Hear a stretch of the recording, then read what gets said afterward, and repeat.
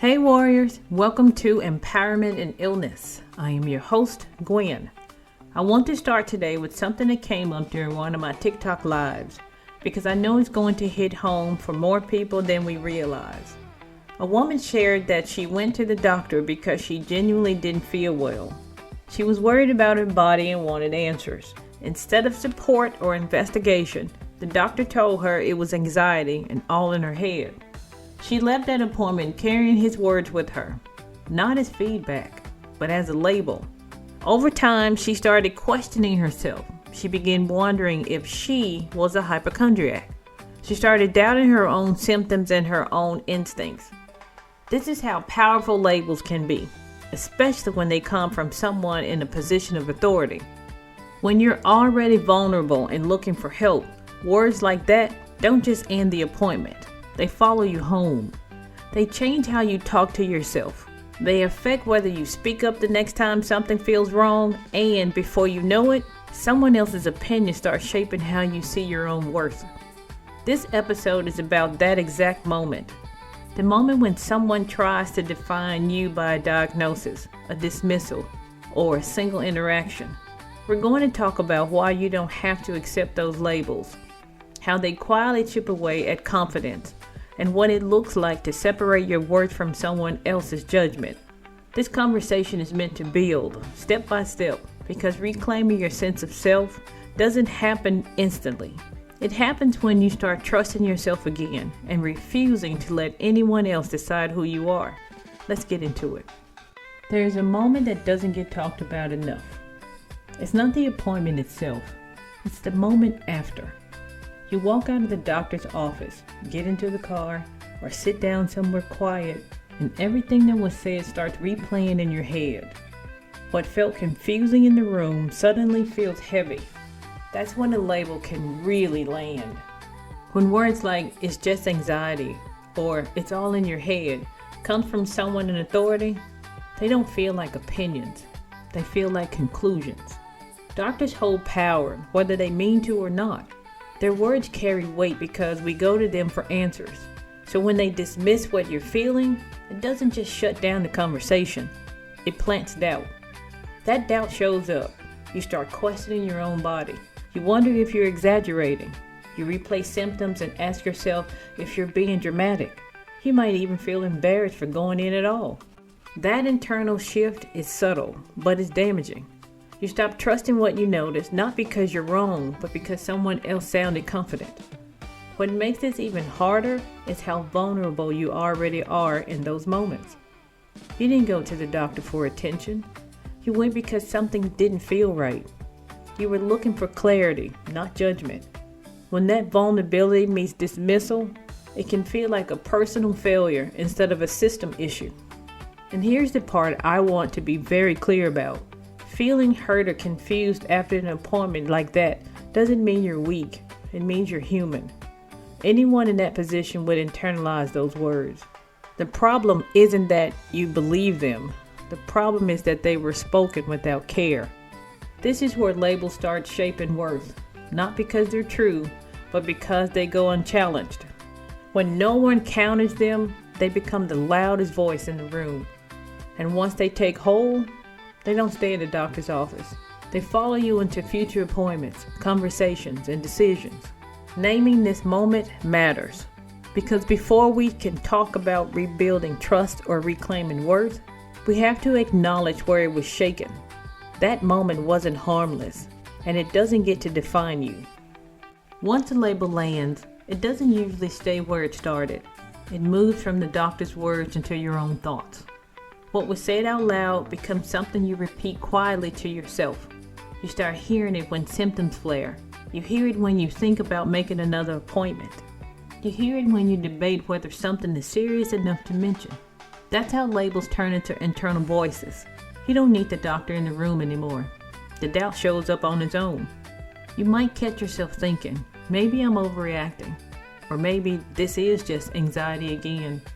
You start minimizing what you feel before anyone else can even get a chance to hear it. Over time, this changes how you move through the world. You delay care because you don't want to be embarrassed. You downplay symptoms when someone asks, "How are you doing?" You second guess your needs for rest or support. You might even apologize for needing help, as if your body's signals are an inconvenience instead of information. This is also where people start over-explaining. You feel like you have to prove you're credible. You list every symptom. You justify every concern. You prepare speeches in your head before appointments, hoping you'll sound reasonable enough to be taken seriously. That constant proving is exhausting, and it chips away at your sense of worth. The hardest part is that none of this happens because you're weak or dramatic. It happens because you were taught, directly or indirectly, not to trust yourself. When authority figures dismiss you, your nervous system learns to doubt before it speaks. That's a survival response, not a character flaw. Recognizing this pattern is important because it gives you a chance to interrupt it. Once you see how someone else's words become your inner dialogue, you can start questioning them. You can ask, whose voice is this really? And that question alone is the first step toward taking your worth back. One of the most confusing parts of being told it's anxiety is that anxiety is real. It affects the body. It can cause physical symptoms that feel intense and frightening. So when someone hears that word, they often think they're supposed to stop asking questions or start paying attention to what they feel. That's where the damage happens. Anxiety and physical illness can exist at the same time. One does not cancel out the other. Feeling anxious does not make you unreliable. It does not mean your symptoms are imagined. It does not mean you should ignore what your body is telling you. When anxiety is used as a way to end the conversation instead of explore it, that's not care. That's dismissal.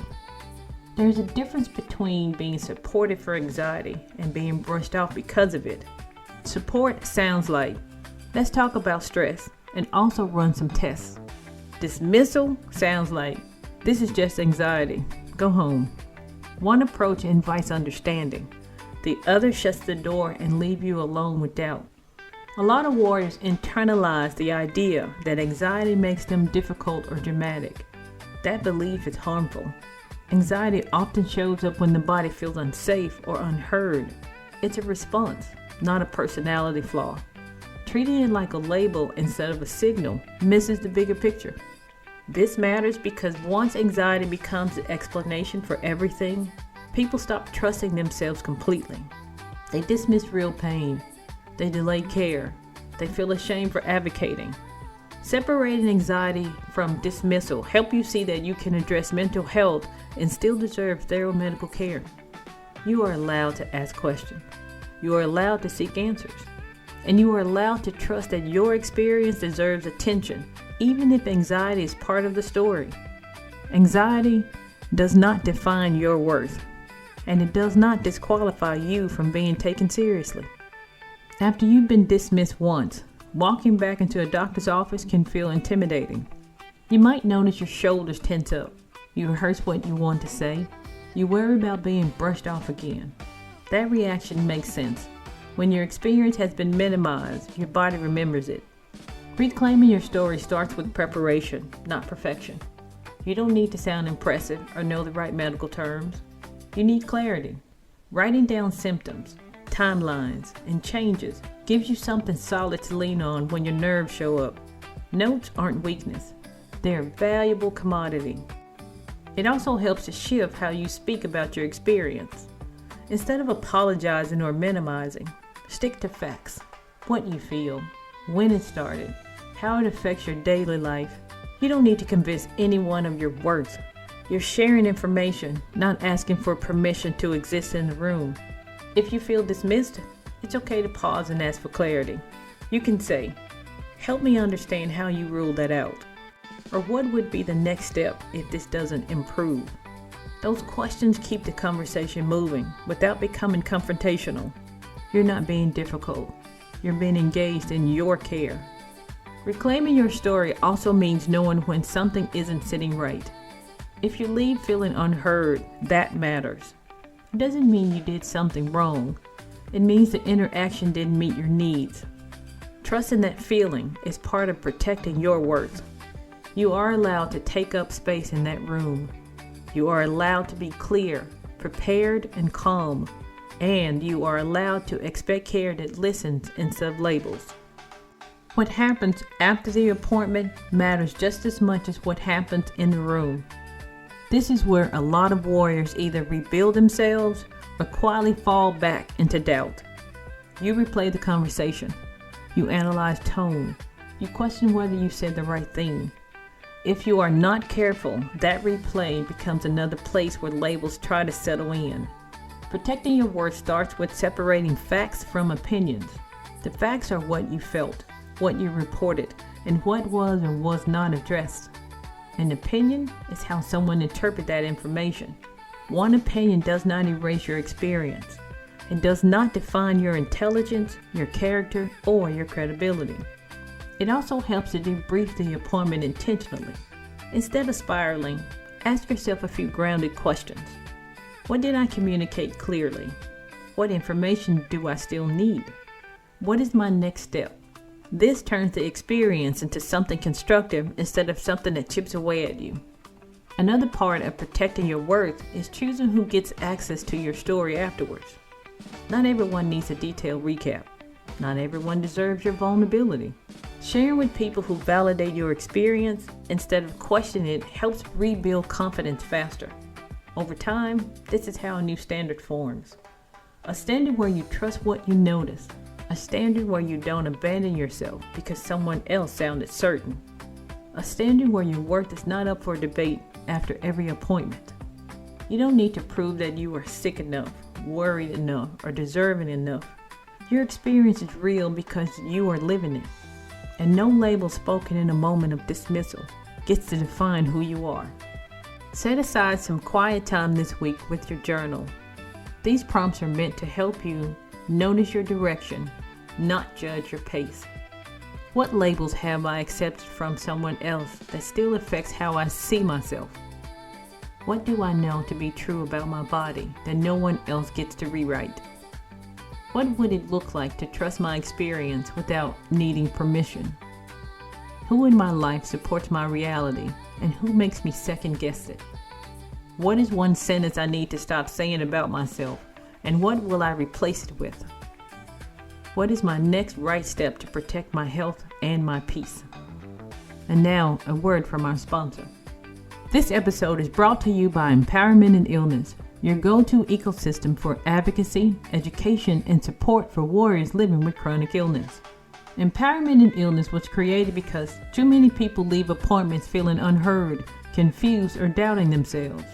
Through tools like My Voice Ally and My Flarecast, warriors can organize symptoms, track patterns, and walk into medical visits prepared instead of overwhelmed. Resources like the Paper Trail Medical Binder, the Empowered from the Start Workbook, and guided journals, including The Quiet Power Within and Getting to Know My New Normal, help you keep your information, thoughts, and experiences in one place. These tools are not about proving yourself. They are about supporting your voice and protecting your worth. Everything inside Empowerment in Illness is built on one simple belief. You deserve to be heard, respected, and supported through your journey. Be prepared. Don't panic. And now, back to the show. Before we leave, I would like to close with a special portion of the show I call Healing Heartbeats. This is where we allow ourselves to wallow in sorrow. Give yourself 3 minutes to laugh, cry, scream, cuss, or just sit in silence. Whatever you need to do to feel it, do it. Let the depression in for only 3 minutes. Once you reach 3 minutes, compartmentalize it and get back to living. This is a rinse and repeat behavior. You cannot let depression take over because when it does, it will not let go. When we hear about the passing of someone, they have the day they were born and the day they pass away. There is a dash in the middle. It's not a long line, but a short dash. That dash represents your life. Go live in spite of having a chronic illness. Don't let your condition stop you. Being dismissed or labeled can leave a mark that lingers far longer than the appointment itself. Those moments can quietly shape how you talk to yourself, how you ask for help, and how much space you allow yourself to take up. Naming that impact matters because you can't undo what you don't acknowledge. You are not defined by one doctor's opinion, one rushed visit, or one careless phrase. Your experience is real because you are living it. Your body communicates with you every day. And learning to trust that communication again is an act of strength, not defiance. Reclaiming your worth doesn't require confrontation or perfection. It starts with choosing yourself after a room empties. It continues when you challenge internalized doubt, prepare for future conversations, and surround yourself with support that doesn't question your reality. Remember, you have the strength, the heart, and the support to continue your journey. Be safe.